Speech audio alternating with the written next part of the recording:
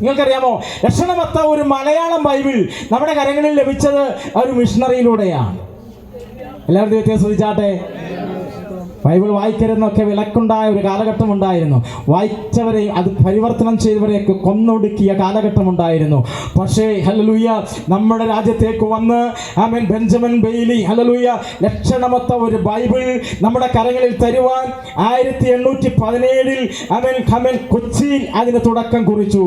ഒരു Bible, Malayalam Bible നമ്മുടെ കരങ്ങളിൽ തരുവാൻ ബെഞ്ചമിൻ ബെയ്ലി അദ്ദേഹം ഹല്ലേലൂയ ഈ കൊച്ചിയിൽ അതിന് ശ്രമം ആരംഭിച്ചപ്പോൾ അദ്ദേഹം അന്വേഷിച്ചു, ഒരു സംസ്കൃത പണ്ഡിതൻ വേണം, ഒരു മലയാള പണ്ഡിതൻ വേണം.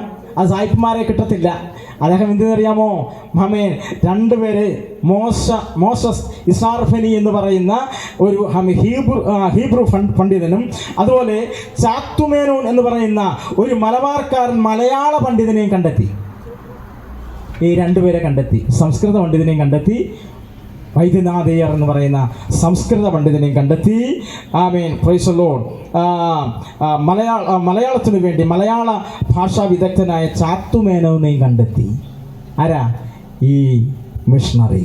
എന്നിട്ട് Malayalam Bible, Hindi Bible, English Bible മലയാളത്തിലേക്ക് അതിനെ തർജ്ജമ ചെയ്യുവാൻ തുടങ്ങി. നീണ്ട 20 വർഷം എടുത്തിട്ടാണ് ഒരു മലയാളം ബൈബിൾ നമ്മുടെ കരങ്ങളിൽ തരുന്നത്. പുതിയ നിയമവും പഴയ നിയമവും അടങ്ങിയ ഒരു ഹല്ലേലൂയ പുസ്തകം നമ്മുടെ കയ്യിൽ കിട്ടിയത് ആമേൻ ബെഞ്ചമിൻ ബെയ്ലിയുടെ സംഭാവനയാണ്. എല്ലാവരും ദൈവത്തെ സ്തുതിച്ചാട്ടെ. ഞങ്ങൾ അതിന് വളരെ അഭിമാനമുണ്ട്.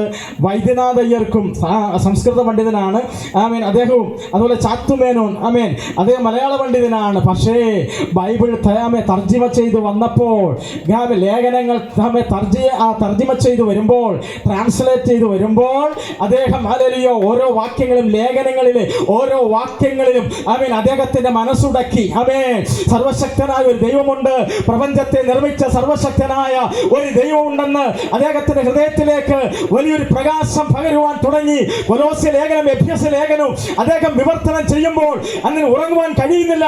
ആ വാക്യങ്ങളൊക്കെ അദ്ദേഹത്തോട് സംസാരിക്കുകയാണ്. അങ്ങനെ ആമേൻ ചാത്തുമേനോൻ പിൽക്കാലത്ത് ഒരു കർത്താവിന്റെ പൈതലായി മാറുവാനായിട്ടിടയായി. ബൈബിൾ ഏറ്റെടുത്തുകൊണ്ട് ബൈബിൾ പ്രസംഗിക്കുന്ന ഒരു മനുഷ്യനായി, ഒരു ശിഷ്യനായി ചാത്തുമേനോൻ മാറിയ ചരിത്രം മനസ്സിലാക്കുവാൻ കഴിയുന്നു. ഹല്ലേലൂയ, നമുക്ക് അറിയുവാൻ കഴിയുന്നു. എന്താ ആമേൻ ബൈബിൾ, ആമേൻ എന്തൊക്കെ ട്രാൻസ്ലേഷൻ ആയിക്കൊള്ളട്ടെ, എന്തിനും ആയിക്കൊള്ളട്ടെ, കരങ്ങളെടുത്ത് ഒരു ആത്മാർത്ഥതയോടെ അതിനൊരു വാക്യം ഒന്ന് നോക്കിയാൽ ആ വാക്യത്തിലൂടെ ദൈവാത്മാവ് നിന്നോട് ഇടപെടും, നമ്മോട് സംസാരിക്കും. ആകാശത്തെ ഭൂമിയെ നിർമ്മിച്ച സർവശക്തനായ ഒരു ദൈവമുണ്ടെന്നും ആ ദൈവം ഹല്ലേലൂയ മനുഷ്യന്റെ കൈപ്പണിയായ പള്ളികളിലോ ക്ഷേത്രങ്ങളിലോ വസിക്കുന്നില്ല എന്നും, സർവശക്തനായ ദൈവം നിനക്ക് വേണ്ടി ഭൂമിയിലേക്ക് വന്നെന്നും പ്രത്യക്ഷനായെന്നും, ആ കർത്താവ് നിനക്ക് വേണ്ടി തന്റെ അവസാനത്തുള്ള രക്തം വരെയും പാവന രക്തം ഊറ്റി നൽകി നമ്മെ വിടുവിച്ചെന്നു എന്നുള്ള ആ മഹനീയമായ സന്ദേശം തിരുവചനത്തിലൂടെ നമുക്ക് മനസ്സിലാക്കുവാൻ കഴിയും. Praise the Lord.